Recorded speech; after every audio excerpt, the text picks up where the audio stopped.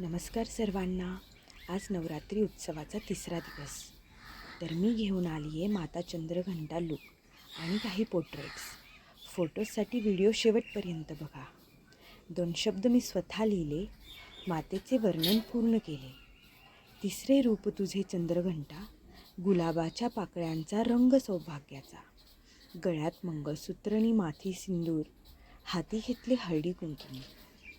हातात बांगड्यानी पायात जोडवे पैंजण, असे तुझे सौभाग्याचे वर्णन.